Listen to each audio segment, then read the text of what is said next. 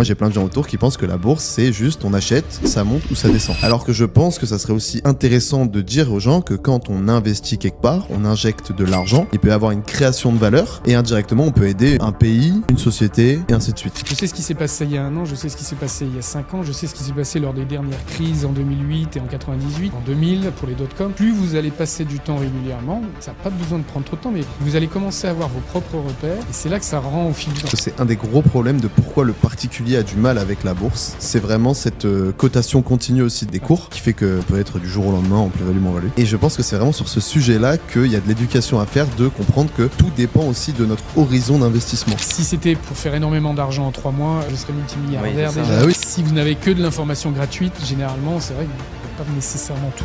Moi je pense que la bonne pratique c'est de commencer par des ETF et enfin passer petit à petit sur de la gestion active. Je me lève le matin, je me souviens, c'est mon premier jour de vacances d'hiver, donc je suis en train de charger la voiture, je mets en route mon téléphone et je regarde un des portefeuilles d'actions. Et là je vois un des titres sur lesquels on était gros actionnaires, mais c'était plutôt une petite société et je vois que le titre perd 48%. Hello tout le monde, bienvenue sur ce nouveau podcast. Aujourd'hui on a un invité qu'on adore et qu'on a attendu d'avoir depuis longtemps. David, bienvenue. Bonjour, Salut. enchanté. Il fait froid à Paris. Hein. Il fait très froid aujourd'hui, mais on est bien là. Ouais, là Il y a on est bien. Tom il est venu de Marseille, il est pas bien. Ouais, c'est vrai que là je suis pas très à l'aise, mais bon, on est content d'être ici. On va pouvoir parler un peu avec quelqu'un aussi qui fait partie du monde de la finance traditionnelle d'une certaine manière.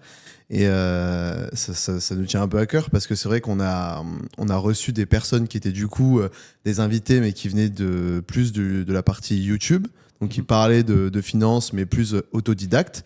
Donc là on va aussi voir de l'intérieur les différents avis et comment ça évolue. Donc je pense pour commencer on va pouvoir te demander juste de te présenter un peu pour savoir voilà, qui tu es et qu'est-ce que tu fais dans la vie.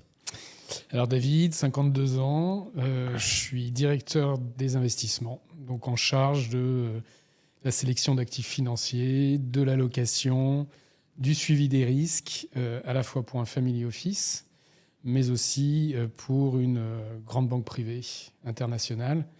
Je couvre l'ensemble des marchés financiers au niveau global. Et donc, mon métier, c'est de me tenir au courant de ce qui se passe un peu de partout, et puis d'essayer de voir où sont les opportunités, mais encore une fois aussi, où sont les risques. Ok. Et donc ça fait combien de temps là, que tu fais ça ? Alors, ça fait... En fait, j'ai donc fini mes études universitaires et je suis parti directement en Asie, en coopération à l'époque, en VIE. Ok. Et c'était avec une filiale de la Société Générale qui n'existe plus, mais qui s'appelait la FIMAT. Ok. Maintenant, ça s'appelle New Edge, donc sur les produits structurés. Et dès milieu des années 90, en fait, j'ai été sur les marchés que je n'ai plus jamais quittés, mais avec en fait des responsabilités et des jobs différents. Parce qu'en fait, la finance, c'est très large. Il y a tout un tas de participants et de métiers différents. J'ai vraiment eu la chance de pouvoir évoluer en fait sur différents segments. Parce que j'ai commencé, je faisais du back-office, donc c'était de l'administratif, où j'ai appris beaucoup, mais où mon maître de stage notamment m'a dit que j'étais pas fait pour ça. Il fallait que j'évolue. Et j'étais d'accord avec lui. Et en fait, je me chargeais notamment d'une base de données au sein d'une banque où on voyait les titres boursiers être enregistrés, on voyait les options, les contrats futurs. Et déjà à l'époque, ça me faisait rêver. Et je me disais, moi, je veux avancer de plus en plus vers le front office. Et c'est ce que j'ai fait. Ça a été un peu ma ligne directrice au cours de ma carrière. Ok. Et comment t'es rentré un peu dans cet écosystème-là ? Parce que t'es quand même parti direct en VIE. Est-ce que t'as fait tes études parce que tu t'es dit, je vais aller là-dedans parce que j'ai envie de comprendre un peu mieux la finance ? Est-ce que ça m'intéresse ? Est-ce que t'as découvert des choses que tu ne connaissais pas avant, que maintenant, tu peux plus te passer ? Alors, en fait, je pense que j'ai eu de la chance parce que c'est un peu par défaut que je me suis orienté vers la finance. C'est que, en fait, j'arrivais pas à déterminer une passion. Certains tombent passionnément intéressés par un secteur ou un développement ou voient des gens qu'ils admirent et ils ont envie de les suivre dans la même filière. Moi, il n'y avait pas cet élément-là. Et donc, quand j'ai fait Sciences Éco, donc, un bachelor et puis un master, il y avait des masters qui étaient très spécialisés sur certains segments, genre transport, commerce international. Et moi, j'arrivais pas à me décider. Et en fait, finalement, finance, C'est celui qui permet de laisser les portes les plus larges et les plus ouvertes jusqu'au dernier moment. Et aussi, j'ai commencé à sentir que c'était un domaine où, d'abord, on retrouve les mêmes métiers dans toutes les grandes villes du monde. Ouais, c'est vrai. C'est duplicable, en fait. Et la compétence que vous avez à Tokyo ou à Hong Kong, vous pouvez en faire usage. Alors, il faut changer de la matière, mais les méthodes sont les mêmes à Paris, à Londres ou à New York. Et ça, c'est quand même assez fascinant d'avoir cette capacité et cette mobilité. Et puis, ça s'est confirmé, en fait, au fil des années. D'abord, la multiplicité des métiers, le niveau de challenge aussi, qui est phénoménal.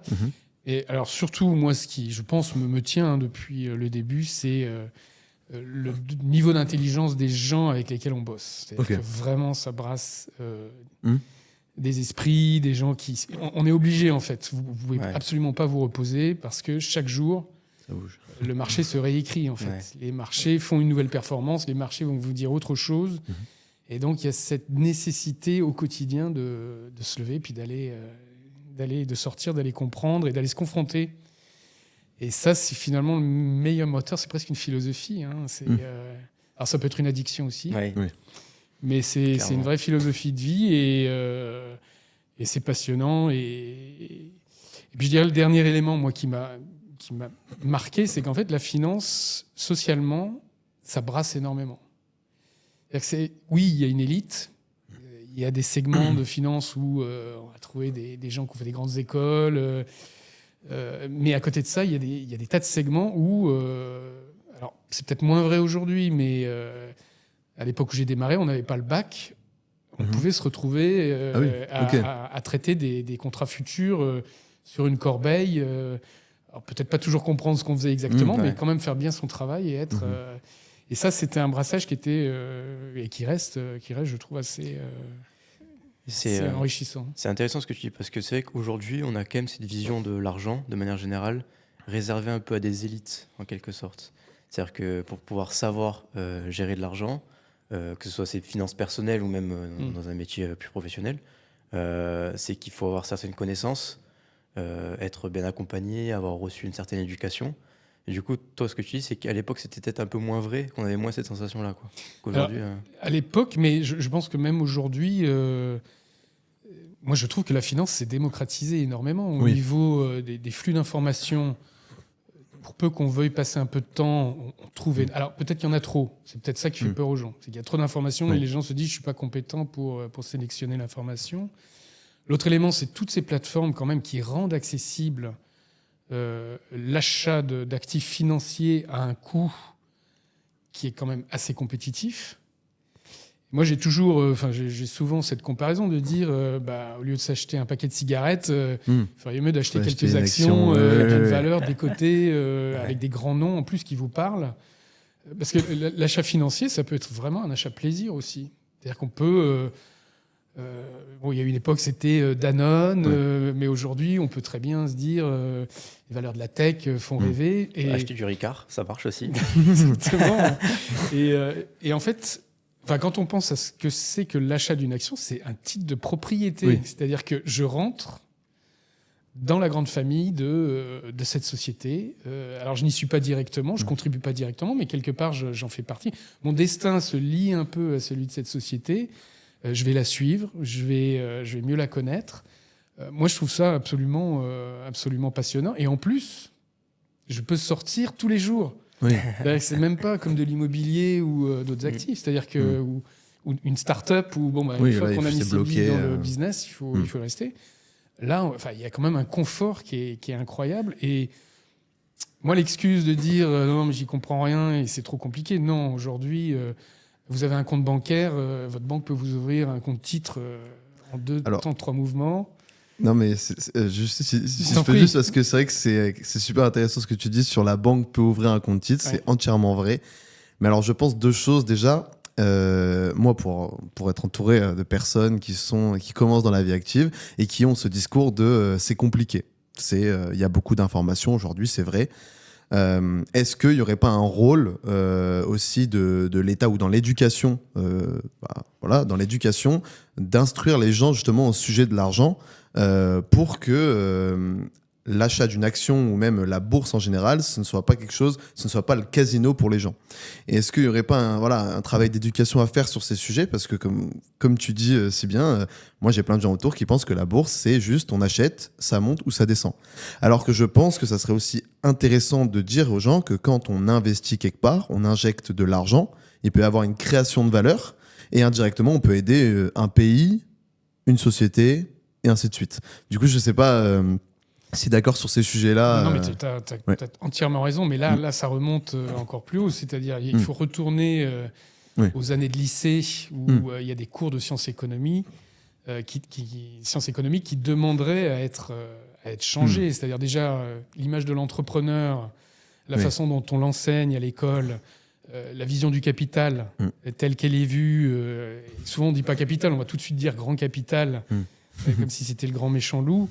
Non, en fait, le capital, c'est pour tout le monde. En fait, la notion de capital, dès qu'on a un petit peu d'épargne, dès qu'on achète même un petit appartement, même on achète une voiture, c'est un actif, en fait, qui va garder sur lui une valeur d'échange, une valeur d'utilité, enfin, il y a une valeur de réserve. Donc tout ça, ça fonctionne. Mettre un cours de bourse en première en sciences économiques, mais ça serait nécessaire. Et là, pour rebondir sur un autre sujet aussi, c'est l'évolution du système des retraites. Croire qu'on va encore pouvoir survivre sur les retraites publiques. Aujourd'hui, ce serait équiper les citoyens véritablement en leur permettant de commencer à réfléchir dès leur plus jeune âge à une retraite privée, personnelle, qu'ils pourront transporter, qu'ils pourront transmettre. Il y a des tas d'avantages à tout ça, mais là, ça demanderait une vraie décision au niveau... des politiques, d'avoir une vision un petit peu... On ne demande même pas d'avoir une vision favorable, c'est une vision plus neutre du secteur privé, de l'investissement. Et je le vois, on a progressé quand même par rapport à mon époque où vraiment il y avait une idéologie, mais qui était vraiment anti-entrepreneur. Aujourd'hui, c'est rentré un peu plus dans les mœurs, mais on pourrait faire beaucoup mieux. Et c'est vrai que là, ça pourrait être une génération d'enfants qui disent à leurs parents, mais ouvre un compte et puis je commence à acheter quelques actions. C'est vrai qu'on le voit, nous, un peu. Nous, ce qu'on fait, c'est qu'on essaie on essaie un peu de démocratiser l'éducation financière aujourd'hui dans le but d'essayer de faire comprendre aux gens qu'on peut essayer de commencer à se créer une retraite ou même tout simplement comprendre comment l'argent fonctionne. Mais c'est vrai qu'il y a vraiment un manque sur ces sujets-là. Mais par contre, il y a vraiment une demande, je trouve. J'étais pas là avant. Mais moi, nous, tous les 2 semaines, on a des gens qui viennent nous voir pour nous poser ces questions. Qu'est-ce que je fais surtout en début d'année. Mais du coup, c'est vrai que je pense que les réseaux ont aidé du coup à démocratiser ces sujets. Mais moi, je pense que là où il y a vraiment un problème aujourd'hui, c'est qu'il y a trop d'informations et que les gens se disent... qu'est-ce que je vais écouter, qu'est-ce que je vais suivre. Et aussi, il y a tout le monde qui veut faire son petit son e-learning, son outil, ce genre de choses. Donc, c'est un peu compliqué aussi. On en revient presque à un moment où les gens ont besoin d'avoir un travail mâché, quoi, d'une certaine manière, sur ces sujets-là. C'est notre combat. Et d'ailleurs, au moment où vous écoutez ce podcast, notre plateforme elle sera sortie. Exactement. Donc, n'hésitez pas à aller voir, surtout pour les early adopters, donc les nouveaux, les premiers arrivants. Vous aurez des avantages après dans le futur, au fur et à mesure que la plateforme va évoluer. Donc, pour le petit coup de pub. Et puis, n'hésitez pas aussi, si vous aimez les podcasts, à le liker, le partager. Parce que comme on démarre, on va dire la moindre action de votre part nous aide beaucoup. Donc, merci infiniment. Et donc, moi, pour continuer un peu dans ce sujet-là, comme tu as travaillé en Chine, tu as travaillé à Singapour aussi, il me semble. Hong Kong et Singapour. Hong Kong, Singapour. Et Londres. Maintenant, Londres, en France maintenant. Oui. Est-ce que tu as pu voir une différence de culture dans la vision par rapport justement à ce qu'on disait avant là, sur cette vision de l'argent, la vision du capital ou même la vision de comment est vu l'entrepreneur aussi? Est-ce que tu as vu une vraie différence? Est-ce qu'il y a des endroits où c'est un peu mieux, un peu mieux? Oui, enfin, Singapour, c'est une plateforme libérale par définition. Donc, c'est vrai que l'entrepreneur, il est bien vu. Alors, il y a une régulation qui est quand même très forte aussi, en parallèle.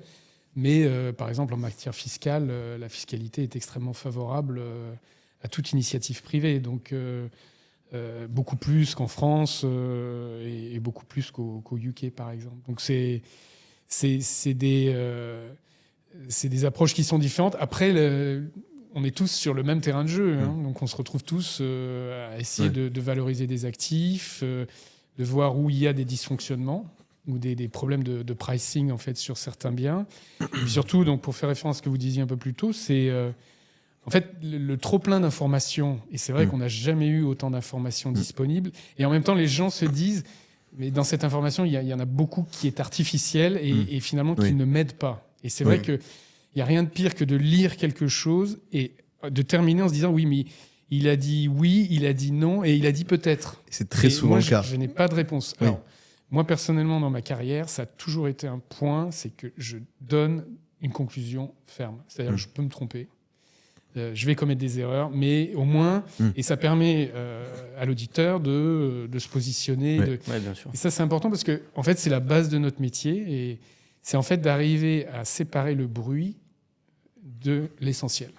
Et des bruits, alors, prenez aujourd'hui, vous prenez hier, il y a des bruits de partout.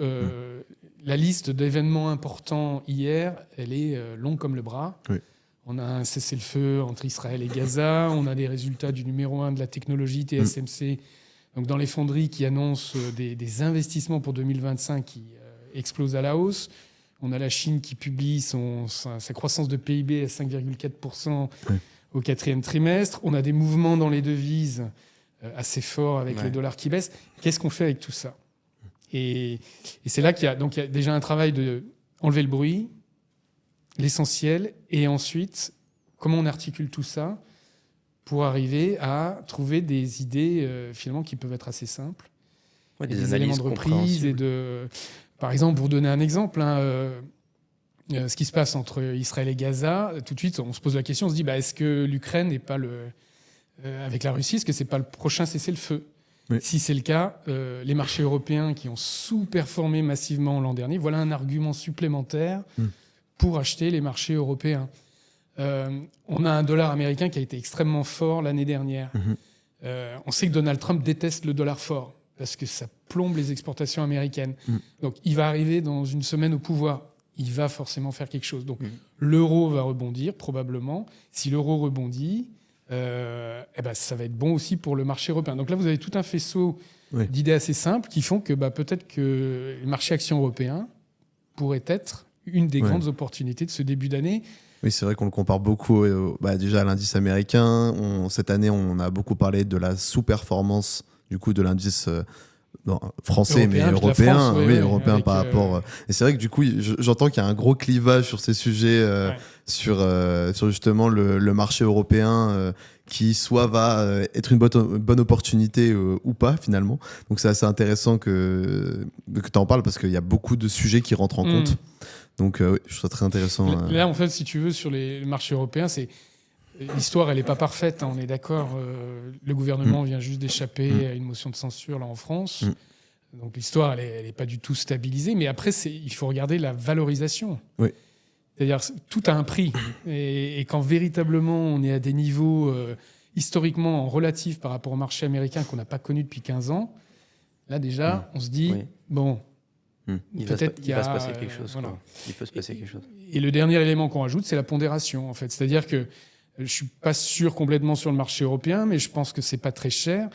La vraie décision, c'est combien j'en mets dans mon allocation d'ensemble. Et je ne suis pas obligé d'aller tout de suite à 100% sur l'Europe. Oui, bien sûr. Et donc, avec tous ces éléments, on arrive finalement à gérer son risque et en même temps à se positionner. C'est parce qu'il faut se positionner. On ne peut pas rester dans l'incertitude ou dans l'indécision. C'est ça qui permet d'avancer. J'allais dire, mais toutes ces réflexions-là que tu viens de faire, en soi, je pense que avec un peu de vulgarisation de l'information, de la réflexion et des bonnes questions qu'on se pose, je pense que c'est facile pour des particuliers, je dirais, de pouvoir ramener ça à leur position et de faire la même réflexion sur leur propre portefeuille pour leur avenir, quoi. J'en suis mais oui, c'est vrai que c'est quelque chose qui n'est pas enseigné. Donc, alors, c'est pas enseigné, mais en fait, il faut démarrer. En fait, parce que il faut commencer. Moi, c'est parce que je fais ça depuis 30 ans. Donc, en fait, je suis continuellement. Donc, je sais ce qui s'est passé il y a 1 an, je sais ce qui s'est passé il y a 5 ans, je sais ce qui s'est passé lors des dernières crises en 2008 et en 98, en 2000 pour les dot-com. Et donc, en fait, plus vous allez passer du temps régulièrement, ça n'a pas besoin de prendre trop de temps, mais vous allez commencer à avoir vos propres repères. Et c'est là que ça rend au fil du temps. C'est ça qui est chouette dans cette industrie, c'est qu'au fil du temps, vraiment, on progresse et on devient... on se dit, bah, tiens, il y a 6 mois, il était arrivé un peu la même chose à telle valeur. Donc au début, c'est vrai que c'est un mur. Mais ce mur, on peut petit à petit... Mais je pense qu'il y a 2 types de personnes, et c'est bien ça le sujet, et voir si on peut aider ces 2 types de personnes. Il y a d'abord les personnes qui aimeraient s'intéresser à leur argent, et donc là, qui se retrouvent devant un mur. J'ai beaucoup d'informations, je ne sais pas forcément comment faire.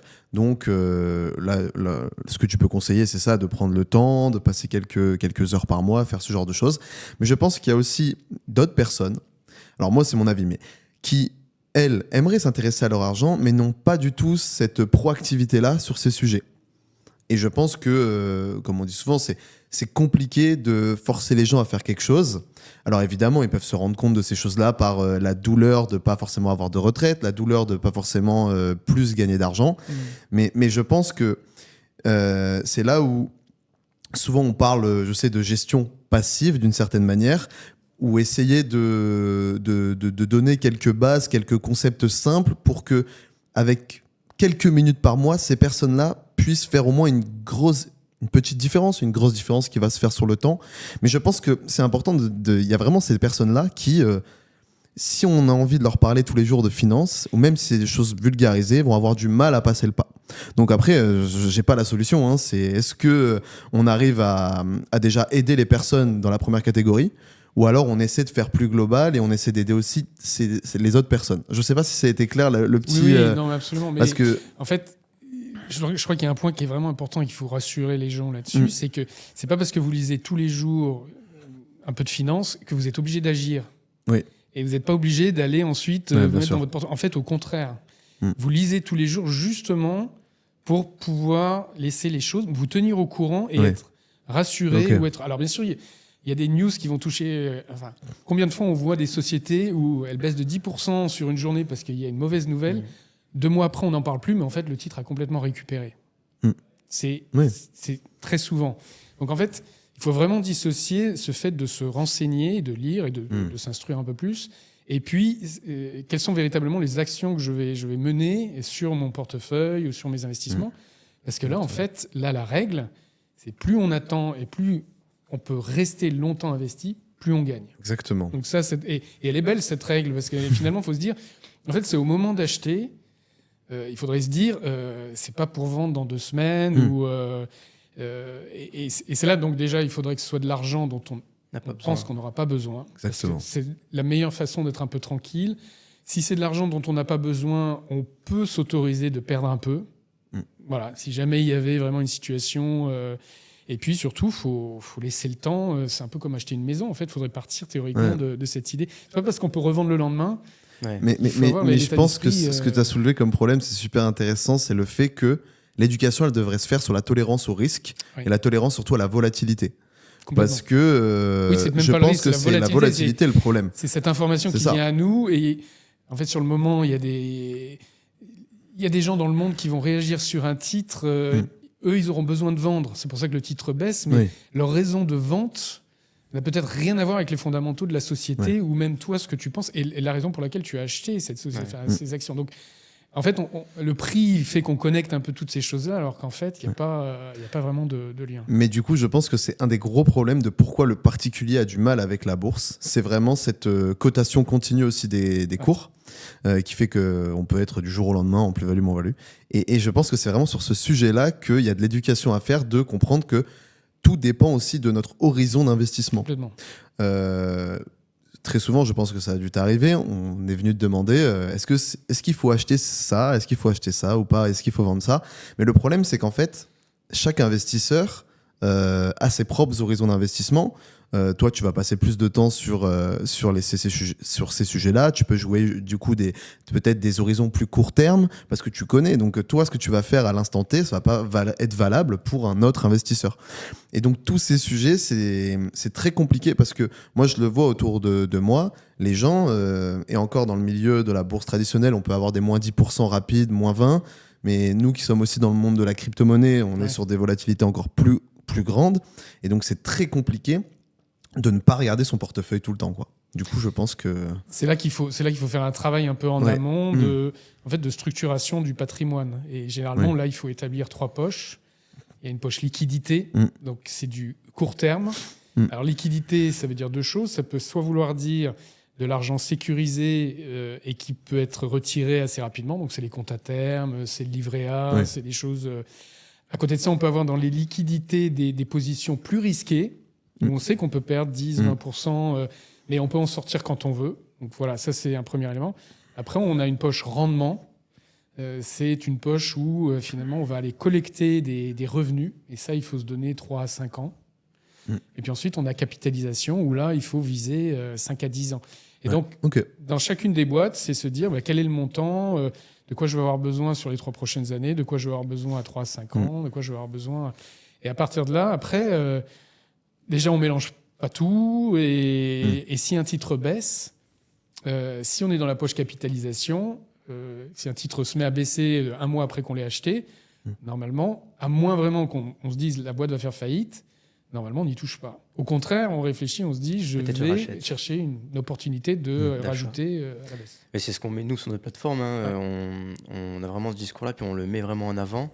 On a l'épargne liquide qu'on garde sur un livret A, pour éviter de ne pas trop subir l'inflation ou autre, parce que c'est de l'argent quand même qui peut stagner peut-être 1 an, des fois, selon les projets court terme qu'on a. Avoir aussi sur cette poche liquidité le matelas de sécurité. C'est vraiment la chose qui est là pour, si jamais demain on a des grosses dépenses à sortir. Et après, voilà, le reste, dès que c'est du moyen long terme, il faut l'investir, il ne faut pas avoir peur de le placer. Après, il faut le mettre sur les bons supports et les bons actifs qui correspondent au temps d'investissement. Parce que si demain, comme tu as dit... très long terme, dès que le titre s'il perd 10% 1 mois après que tu l'as acheté, tant que tu as un horizon d'investissement de 5-10 ans, en soi, limite, presque tu peux racheter.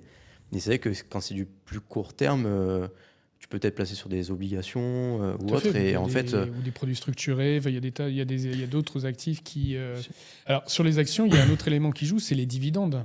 Oui, aussi. Parce qu'on voit, les gens voient beaucoup le yo-yo des prix, mais en fait, les grosses sociétés, notamment en Europe, on a la chance, c'est que les grandes sociétés paye un dividende dont le rendement annuel est entre 5 et 8%, ce qui est énorme. Ouais, c'est énorme. Et c'est distribué. Alors, bien sûr, il y a la flat tax qui s'applique, sauf si on est dans des contrats spécifiques qui protègent. Mais cet élément-là, c'est-à-dire que ça veut dire que si le titre perd 30%, si vous touchez 7% chaque année, en fait, en 5 ans, même si le titre est à moins 30, en fait, vous êtes revenu à 0. Ouais. Donc, il y a quand même des mécanismes de rattrapage qui font que l'investissement est intéressant, mais à condition de le garder et de ne pas rentrer et sortir. Alors, j'ai juste une petite question, parce que c'est quelque chose où je sais que les personnes de la finance traditionnelle parlent toujours des produits structurés. Est-ce que tu peux juste faire une explication simple de ce que c'est un produit structuré, parce que tout le monde ne sait pas ce que c'est? Alors, les produits structurés, c'est des produits composés en fait, qui vont mixer différents éléments. Ça peut être une obligation.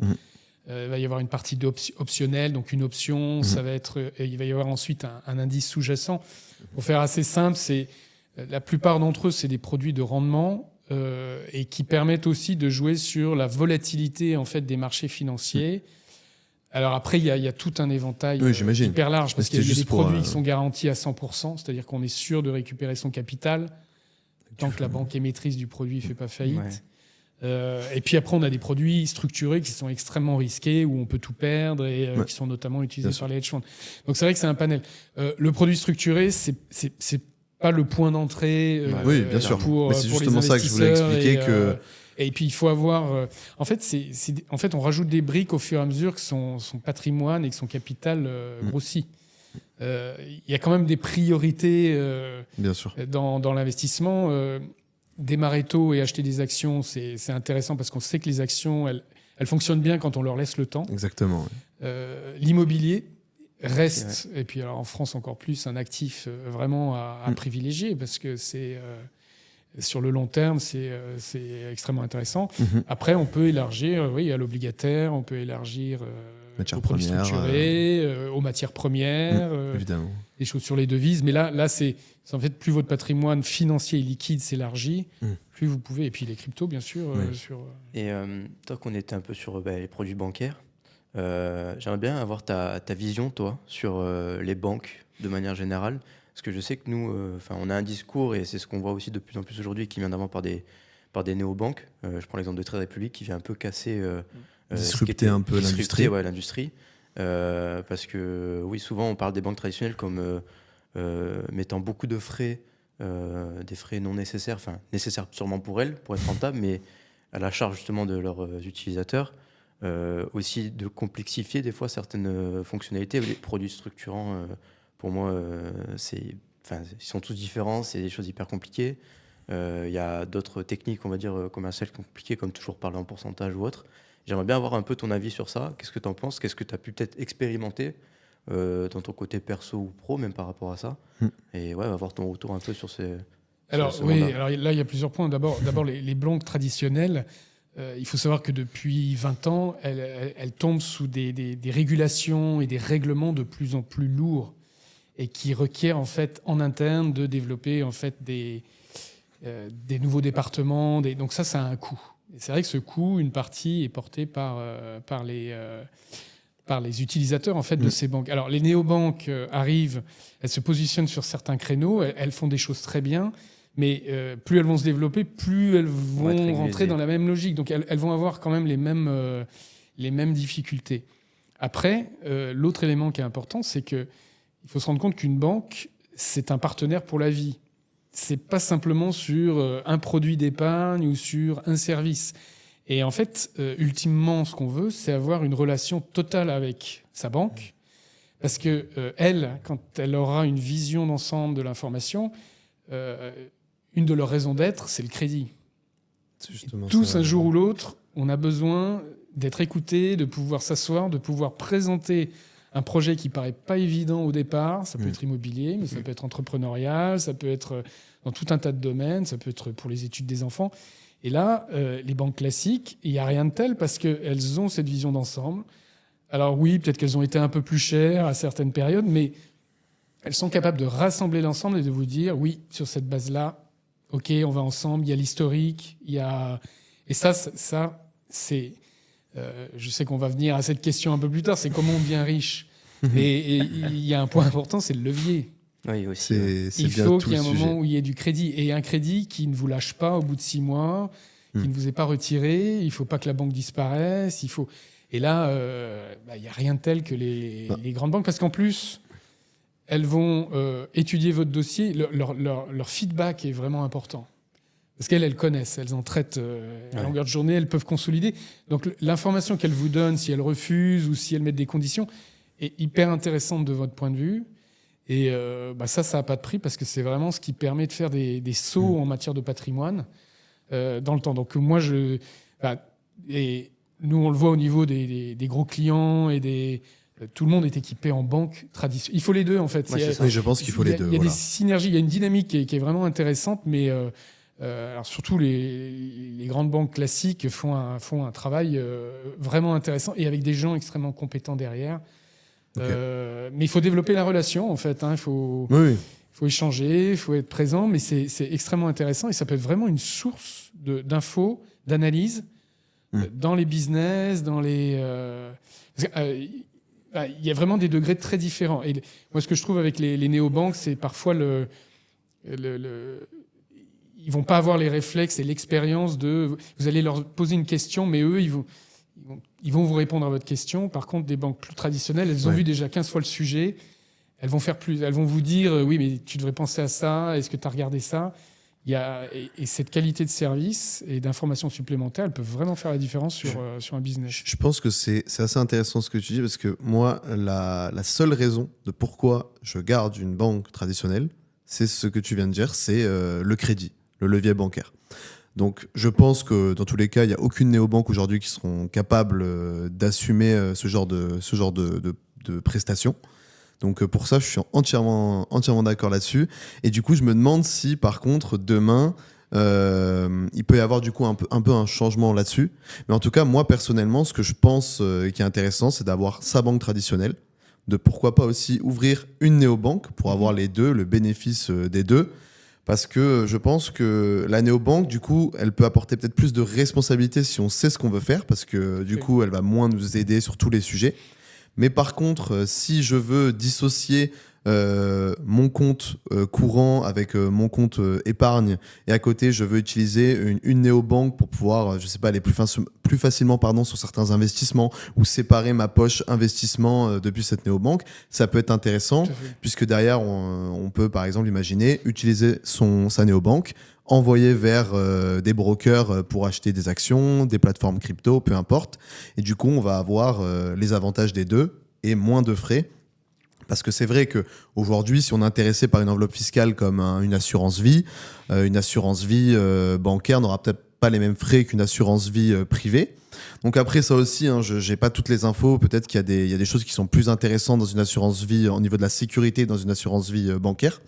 Mais alors, c'est ce ne vrai sera pas la banque. De toute façon, une assurance vie, oui, c'est qu'elle aura une oui, entité c'est ça. assureur. Mais aujourd'hui, il y a des assurances vie où on peut s'inscrire sur un site, des assurances vie pilotées. On peut toujours trouver moins cher. Moi, en fait, c'est mon argument. Mais tu as raison. Il faut être tout à fait transparent là-dessus et se rendre compte de ce qui est cher ou pas cher. Après, si on paye un prix, il faut savoir pourquoi on paye ce prix.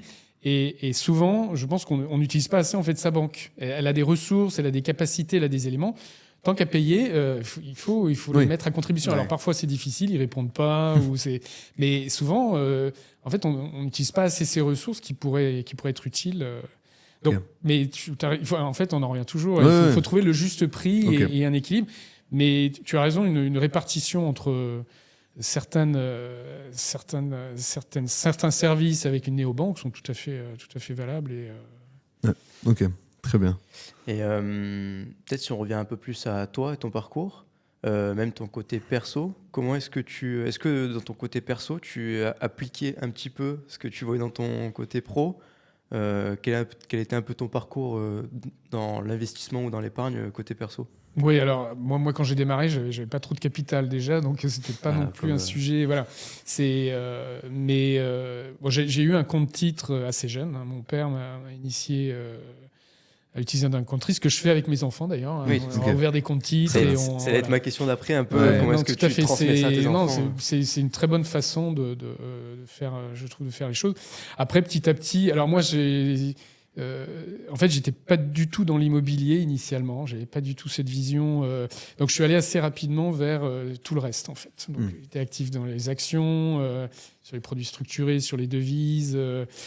J'ai eu des accidents, très clairement, hein, puisque il en faut. Crise de 2000, crise de 2008, il y a eu des choses qui n'ont pas fonctionné. On apprend. Ouais, c'est ça. Et je pense que avec le temps, on prend vraiment en compte cette recherche d'une allocation diversifiée. En fait, il faut se diversifier et en même temps, il faut avoir des convictions. C'est un peu le mélange des deux. Mais aujourd'hui, je pense qu'il faut faire travailler son argent. L'inflation est toujours là. On le mentionnait un peu plus tôt. On va avoir une inflation qui probablement va être entre 2 et 3%. Le compte à terme ou le livret A, ils vont pas faire le job. On l'a vu là, il a descendu déjà à 2,5%. C'est le moment de s'intéresser. Il faut bouger. Donc alors ça peut être bon pour les marchés parce que ça peut faire des flux en fait qui sortent de ces produits pour aller un peu plus se positionner sur les obligations, sur les actions, sur d'autres investissements. Mais on a un peu ce devoir de se positionner et ça a un côté vertueux, comme tu le disais, ça finance l'économie, ça permet aux sociétés dans lesquelles on investit de potentiellement lever à nouveau du capital. Elles n'en profitent pas directement de ce capital puisque c'est du secondaire, mais il y a une dynamique qui est quand même positive. Ouais, donc, surtout qu'en France, on a énormément d'épargne. Les Français ont énormément d'épargne. Et je pense que dans les années à venir, si la situation économique l'oblige un petit peu aussi, je pense qu'avec de la vulgarisation d'informations, avec un peu plus d'éducation sur ces sujets-là, je pense que les gens peuvent petit à petit sortir et découvrir un peu ce domaine-là. Et oui, en soi, si on imagine un monde où demain 80% des Français investissent sur la bourse française ou dans des obligations françaises, je pense que oui, la situation macroéconomique ne serait pas la même indirectement forcément. Et vas-y. Non, mais en fait, ma question, c'était est-ce que tu as un exemple, parce que tu as un parcours dans la finance, alors peut-être c'était pas directement lié avec des personnes qui n'y connaissaient rien en finance, mais du manque d'éducation financière ou de ce problème-là, tout simplement, je veux dire, dans le pays. C'est-à-dire, par exemple, tu as vu quelque chose où tu t'es dit, là, vraiment, il faut qu'on fasse quelque chose au niveau de l'éducation financière. Est-ce que ça t'est arrivé ou pas? C'est une petite question que je me pose. Oui, non, mais enfin, on le voit. On le voit finalement. On est des sujets, on est des domaines qui sont notamment pas très bien traités par la classe politique. Exactement. Dans les débats et dans les discours. Alors après, c'est vrai que on s'aide pas non plus quand il y a des très fortes crises, des baisses paniques et ouais. On peut comprendre que les gens soient allergiques en fait au marché en se disant oui mais rappelez-vous 2008 quand les marchés ont perdu 40%.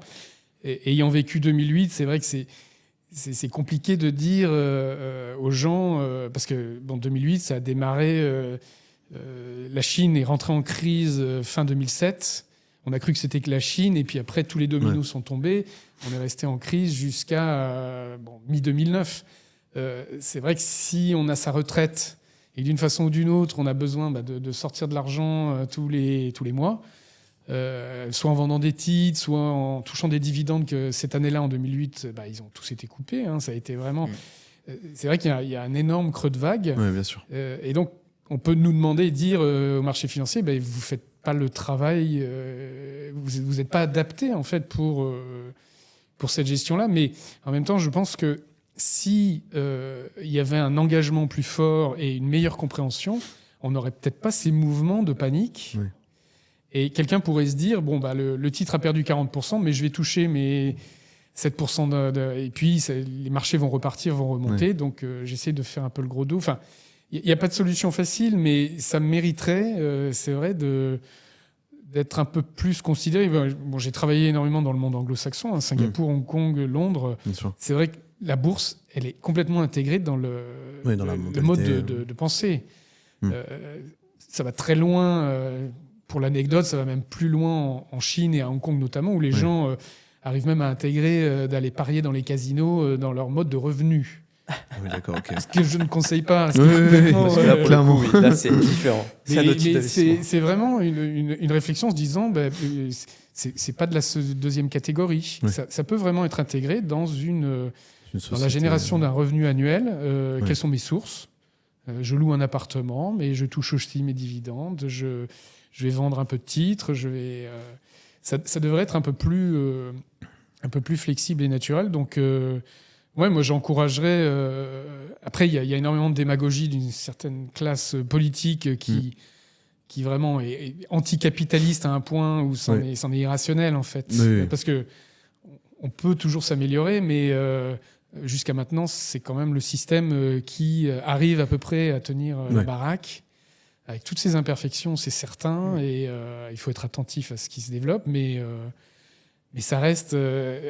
surtout si on veut rester en démocratie, si on veut rester en système libéral, le modèle économique, il est capitaliste. Aussi, ouais.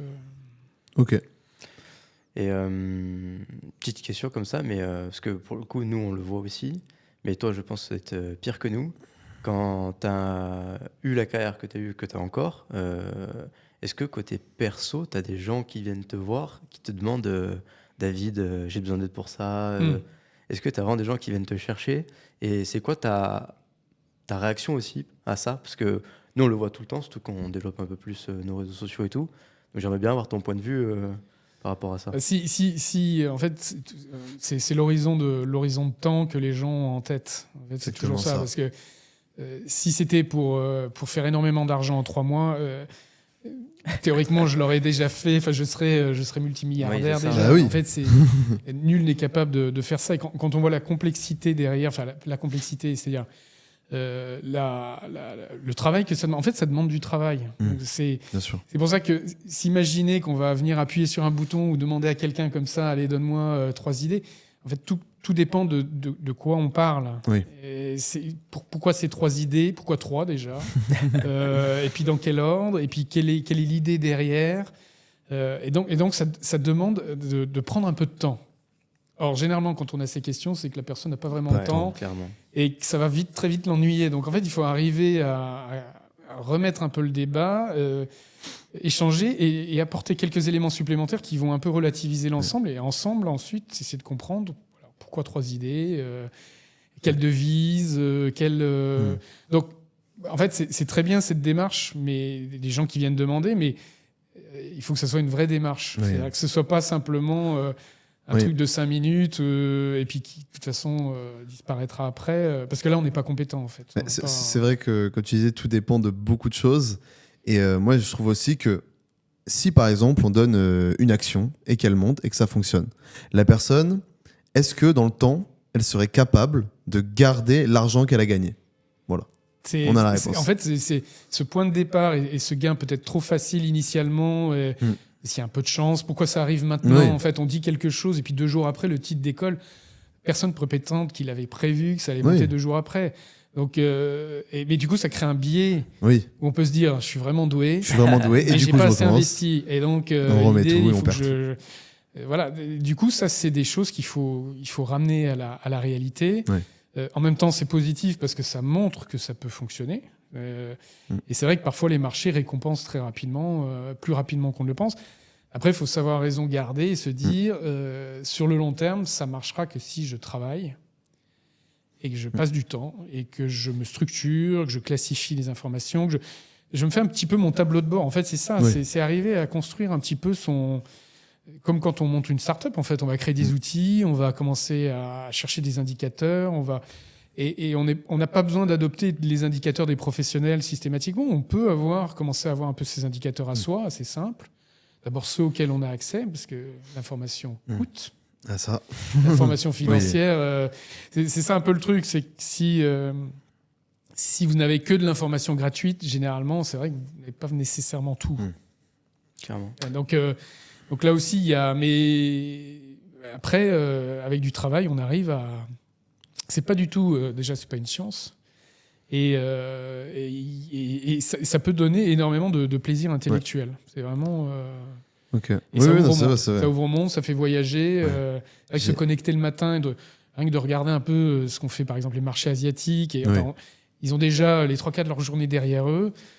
C'est intéressant de voir la dynamique en fait, mondiale. Ça, c'est quelque chose que j'apprécie. Et est-ce que tu penses que dans ton entourage, tu as réussi à apporter une bonne influence par rapport à ça et des bonnes pratiques? Est-ce que c'est presque quelque chose auquel tu fais attention? Ou est-ce que, pour le coup, tu laisses un peu un mur en disant bon, mais ils découvriront aussi par eux-mêmes et s'ils ont besoin, je peux répondre à des questions? Ou est-ce que tu es proactif dans ton entourage? Alors, pour la gestion de l'épargne personnelle, tout le monde devrait être équipé. Ça, il faut transmettre cet élément-là.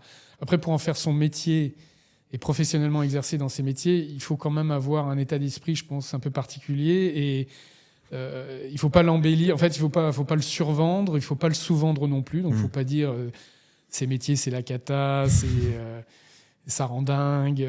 Et en même temps, il ne faut pas dire que c'est sans effet sur une vie ou sur... Parce que on finit par être connecté tout le temps. Enfin, on peut vraiment avoir des...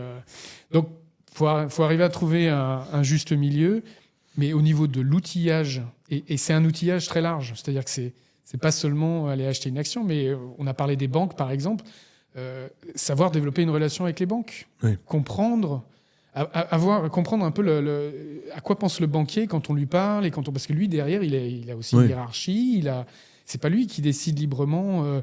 Et donc, comprendre en fait cette industrie dans son ensemble, les asset managers, les fonds passifs, comment est-ce qu'ils fonctionnent, comment est-ce qu'ils font leur argent. Et ils méritent de faire leur argent parce qu'ils fournissent un service. Dès qu'on comprend un peu tout ça, donc ça va vraiment au-delà simplement de la spéculation. C'est vraiment comprendre comment fonctionne cet immense écosystème avec ses différences au niveau géographique et y être à l'aise.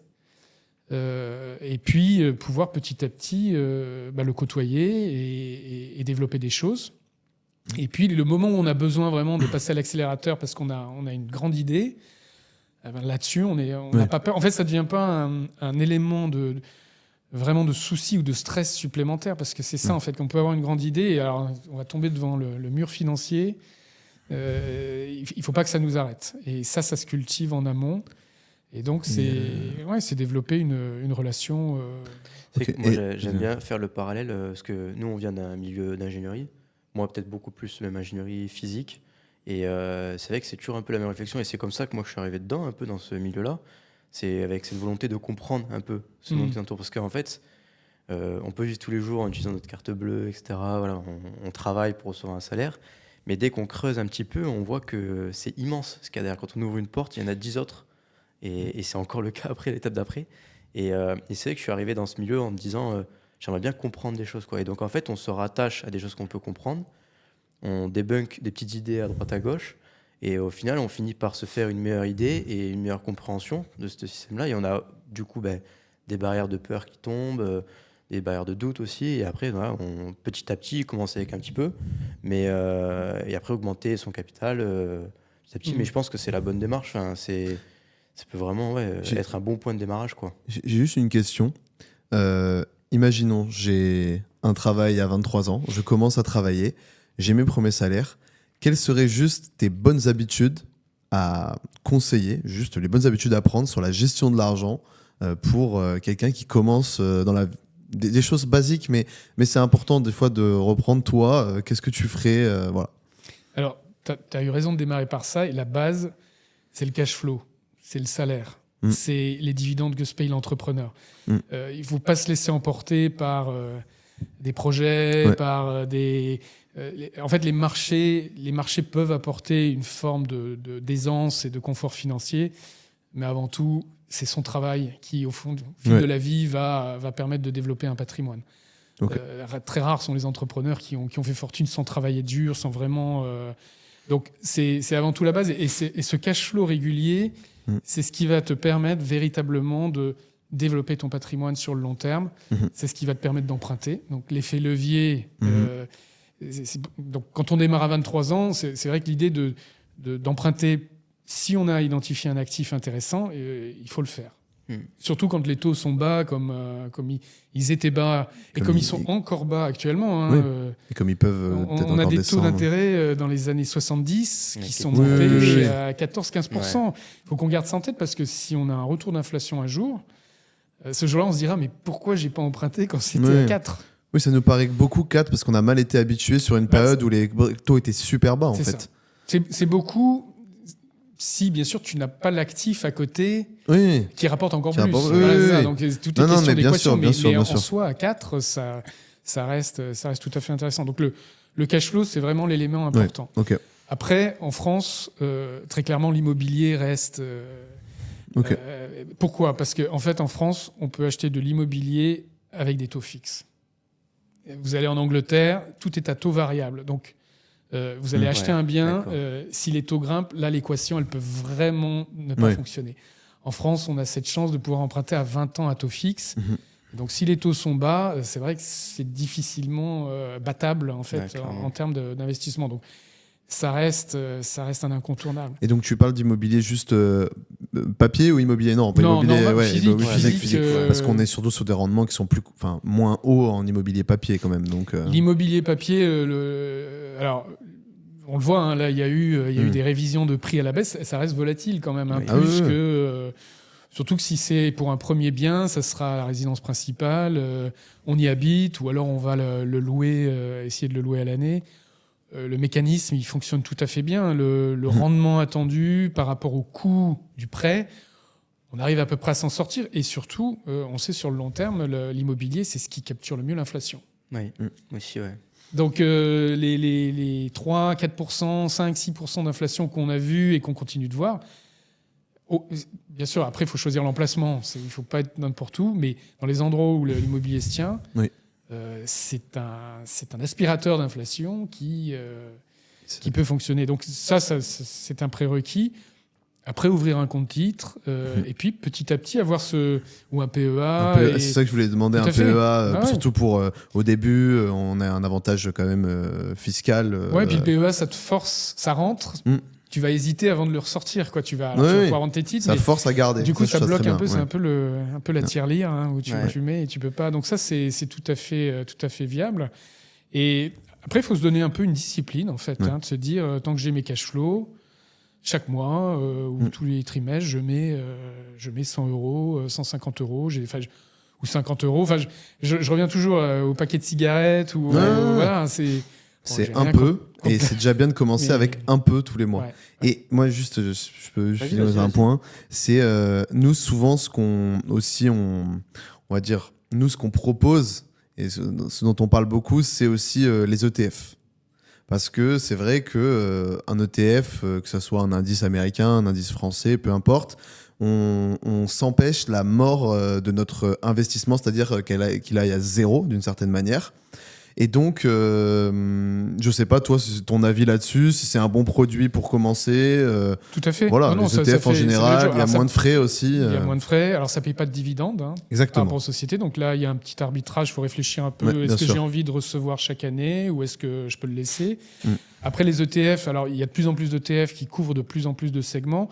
Mais il y a quand même tout un tas de thématiques plus précises sur lesquelles les ETF ne sont pas aussi efficaces que les fonds actifs, par exemple. Bien sûr. Donc là aussi, il y a toute une... Et puis, il y a des phases où... Alors là, c'est sûr qu'on est dans une phase où les ETF battent tout, notamment aux États-Unis. Un fonds au PCVM US, c'est compliqué pour battre un ETF qui est sur le S&P 500 ou sur le Nasdaq. Après, de mon expérience de plus de 25 ans, il y a des phases où... la gestion passive, en fait, on se prend coup sur coup. Donc, et il vaut mieux avoir un gérant actif. Donc, il y a des cycles et il faut un peu des deux, mais démarrer avec des ETF, ça fait... Je parlais vraiment pour les personnes, justement, qui ont le moins de temps à donner à ces sujets. Ouais, c'est un éventail plus large, tu as raison, ça diversifie et tu prends pas un risque sur 3 valeurs, exactement. Mais tu vas en avoir 50. Mais je suis sûr que la gestion active est plus performante, mais dès qu'on a je veux dire vraiment sur tous les types de périodes, mais par contre, moi je sais que sur des périodes quand j'ai pas envie de vendre forcément dans 5 ans, 10 ans, que j'ai un horizon d'investissement long, je me dis quand même qu'un ETF qui suit plus ou moins la croissance mondiale du marché, c'est quand même quelque chose à privilégier. Moi, je pense que la bonne pratique, c'est de commencer par des ETF, parce que c'est des produits quand même très simples, à faible frais et tout. Et enfin, passer petit à petit sur de la gestion active, donc avoir un peu un noyau dur de gestion passive ETF, qui peut être sur du très long terme, ça peut être pour une retraite, une achat de maison, quelque chose où on met un peu d'argent tous les mois, mais on s'en préoccupe beaucoup moins. Et venir chercher un peu la performance avec quelques satellites, on va dire, qui gravitent autour de ce noyau, avec des actions individuelles, beaucoup plus basées sur des convictions qu'on aurait. Là, on va peut-être aller chercher un peu plus de performance ou se positionner plus sur des secteurs. Là où, justement, la gestion passive, quand il y a tout qui chute, il y a tout qui chute. Mais quand on a des fois, au sein d'un secteur qui chute, si on a le meilleur acteur et que c'est sur lequel on s'est positionné, déjà, on perd moins que quand on est sur un ETF qui prend tous les acteurs. Tout à fait. Non, ce sont des outils qui sont très utiles. Après, il faut bien sélectionner l'émetteur de l'ETF. Mais bon, il y a des grandes maisons maintenant très bien établies. Donc là-dessus, il n'y a pas de souci. Encore une fois, justement, dans l'univers des banques, elles font un travail de sélection où elles peuvent conseiller en fait sur des ETF. Derrière les banques, il y a des équipes de recherche. Donc pour ceux qui n'ont pas le temps de vraiment faire leur analyse et qui manquent de méthodologie, c'est là qu'on peut s'appuyer. Les banques, c'est pas simplement pour faire plus d'argent, c'est aussi véritablement pour s'assurer que leurs clients ont en portefeuille et sur leur bilan des choses qui risquent pas d'aller à zéro. Donc, il ne faut pas négliger l'élément. Si je peux faire un peu l'avocat du diable aussi de mon côté, c'est des fois ce que je reproche un peu au système justement bancaire, c'est le côté la notation en fait des produits d'investissement. Ouais. Parce qu'en fait, souvent, cette notation, elle va être liée à la volatilité et non au risque, et ça va pas être communiqué de cette manière-là à l'utilisateur. Et du coup, ça, c'est pas elles qui sont coupables là-dessus. Je suis d'accord, c'est un problème mais c'est aussi un problème d'éducation. Ouais. Mais indirectement, du coup, on pourrait se retrouver avec des produits qui vont pas forcément être alignés avec nos objectifs, parce que moi, par exemple, je suis jeune, donc j'ai plus d'horizon d'investissement, donc on peut avoir une part en action qui va être plus élevée. Donc et peut-être que moi, n'ayant aucune éducation financière, je vais voir cette notation risquée et je vais me dire du coup. gardez-moi votre partie obligataire fonds en euros Alors ça, c'est le profil investisseur auquel les banques sont soumises. Exactement. C'est vraiment analysé. Et c'est vrai que c'est embêtant parce qu'on est surprotégé en fait. Ouais. C'est un peu ça. Alors que quand on est jeune, finalement, quand on a le temps mais bon. Non, mais c'est juste un avis. C'est un débat. Il faudra arriver à pouvoir mettre des marqueurs un peu plus précis et permettre aux gens qui vraiment comprennent ce qu'ils font de pouvoir investir plus, même s'ils n'ont pas énormément de moyens. Parce que c'est vrai que quand on est jeune, on démarre, on n'a pas grand-chose. Mais justement, on devrait pouvoir peut-être aller se positionner sur des actifs qui ne payeront que sur le moyen long terme. Ouais, bien sûr. Donc c'est là que ça demanderait une discussion plus constructive de part et d'autre pour que la réglementation et les acteurs du marché puissent vraiment... mais les gens ont besoin d'être quand même protégés. Je ne suis pas en train de... C'est vrai que c'est un monde qui est quand même très dur, qui peut bouger extrêmement vite. Donc la population doit quand même être protégée, surtout si elle est amenée petit à petit à devoir s'y engager contre son gré, parce que, notamment pour la retraite, il va falloir faire un peu plus de gestion privée. Et si on peut revenir un peu sur ton travail, un family office concrètement, c'est quoi? Vous travaillez avec qui? Alors on travaille avec des familles, des entrepreneurs, des gens qui ont une certaine fortune déjà établie, financière, liquide, mais qui continuent d'avoir une activité d'entrepreneurs, avec des sociétés, avec des employés. Donc c'est des gens qui se retrouvent avec un deuxième métier. Et c'est un métier qu'on ne peut pas négliger, on l'a dit. C'est comme pour tout le monde. S'il y a de l'inflation, on ne peut pas tout laisser en livret A. Et exactement. En plus, les montants gérés sont un peu plus gros. J'imagine. Le plafond, il a explosé. Un peu plus... Mais donc c'est des vrais sujets. Et là, il y a tout un travail à faire sur la fiscalité, s'assurer qu'on a un bon positionnement, la gestion des risques. Finalement, que ce soit des petites sommes ou des grosses sommes, c'est les mêmes problématiques. Simplement, avec les grosses sommes, on peut diversifier plus. Il y a plus d'outils qui sont accessibles. Bien sûr. Donc, il y a plus de travail. Donc, notre métier, c'est véritablement d'accompagner ces gens auprès de tous les fournisseurs, qui sont les banques, les assureurs, les spécialistes. Et ensemble, c'est vraiment une approche constructive, c'est d'arriver à faire la meilleure sélection pour répondre aux besoins du client. Ses besoins court terme, ses besoins moyen terme. On revient toujours à la même... Et ses besoins long terme. Est-ce qu'il a besoin d'un revenu annuel ? Donc là, c'est le rendement, ça sera des dividendes. Est-ce que c'est de la capitalisation parce qu'il est jeune et il veut poursuivre ? Donc à partir de là, il y a tout un tas d'ajustements qu'on fait et on finit par définir un environnement et puis des objectifs. Et puis, c'est des objectifs qui sont revus régulièrement, on en discute. Et ce n'est pas que des objectifs très loin de la pure spéculation. En fait, le travail, c'est déjà de maintenir ce capital. Il a été durement gagné. Ces entrepreneurs, ils ont bossé. Ils ont des... C'est pas pour que ça disparaisse ou que ça s'érode d'une façon ou d'une autre. Donc, et c'est pas non plus pour doubler leur fortune. C'est véritablement... C'est un vrai métier qui a toutes ses lettres de noblesse. Parce qu'on est là pour que ça progresse, que ça se maintienne, que ce soit disponible. Il y a les questions de liquidité. Il y a des parties qui peuvent être bloquées sur du private equity, sur des choses comme ça, mais il y a d'autres parties, il peut y avoir des besoins, donc c'est très pragmatique. Donc c'est de la gestion. C'est de la gestion. Vous êtes un gestionnaire de fonds. C'est pas lui qui prend... Enfin, il vous donne de l'argent que vous gérez, alors, c'est ça ? Non, c'est avec son conseil. Nous, notre métier, c'est véritablement, on les conseille et c'est eux qui ont le mot de la fin sur leurs investissements. Non, mais il faut savoir si c'est vous qui vous occupiez de la partie, vous gardez je sais pas, les différentes... Enfin, c'est vous qui actionnez les fonds ne sont pas chez nous, en fait. On n'est pas... En fait, après, on travaille avec des banques, on travaille avec des asset managers. Des fonds d'investissement, et donc, c'est tout un panel de professionnels qu'on rassemble. Et nous, on est un peu le chef d'orchestre pour notre client. Et tous ensemble, en fait, on crée un écosystème. C'est un peu comme un comité d'entreprise, en fait, ou un board une direction d'entreprise. Simplement, c'est sur des actifs financiers. Et moi, juste une dernière question sur ça. Qu'est-ce que c'est la différence entre un family office et un conseil de gestion de patrimoine, mis à part du coup la taille de la fortune, ce que j'ai compris peut-être, mais... Alors la différence, c'est que le family office va véritablement englober l'ensemble des problématiques financières, fiscales, patrimoniales, succession. Un conseiller en gestion de patrimoine, il va être plus spécifique sur des investissements, sur certains conseils. Là, un family office, vous êtes véritablement le 6e ou 7e membre de la famille qui aide en fait la famille et les différentes générations à naviguer avec leurs actifs financiers du mieux possible. Okay. Donc c'est vraiment le niveau d'intégration est encore plus fort. Et surtout, nous sommes en tant que famille suisse, nous sommes une plateforme ouverte. C'est-à-dire que quand on a une demande, on va véritablement aller scruter l'ensemble du marché, voir quelles sont les solutions disponibles.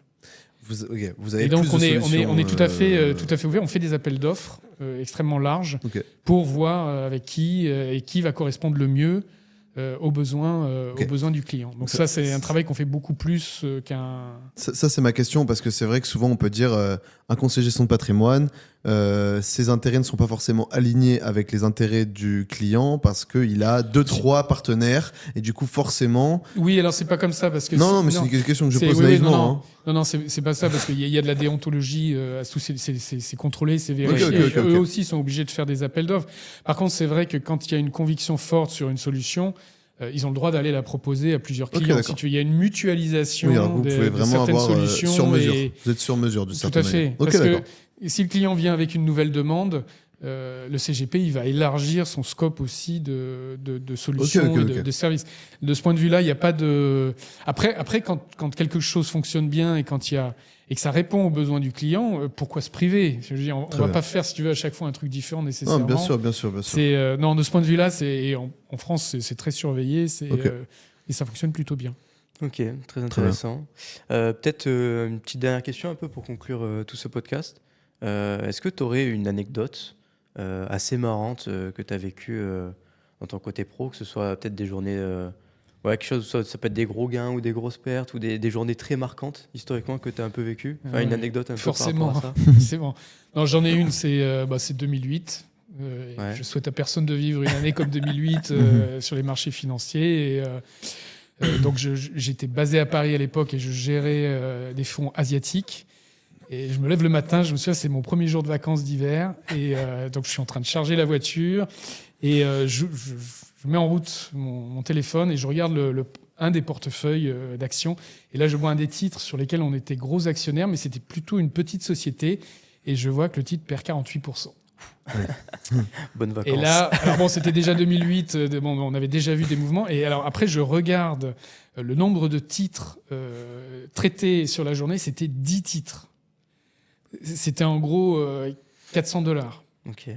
Donc il n'y avait rien eu, il n'y avait pas d'opération. En fait, c'était des périodes d'illiquidité très fortes et il y avait seulement 10 titres. Et là, vous vous dites, mais qui a vendu 10 titres à moins 48% aujourd'hui ? Parce que du coup, c'est vrai que temporairement, ça va impacter en fait la valorisation du portefeuille. Alors c'est complètement artificiel parce que dès le lendemain, c'est reparti. Et c'est vrai que c'est des moments où vous vous dites, les marchés, c'est complètement aberrant. On ne devrait pas avoir le droit de vendre comme ça 10 titres à 48%, ou devrait y avoir un mécanisme qui refait une moyenne du prix parce que c'était absolument pas représentatif de ce qui se passait.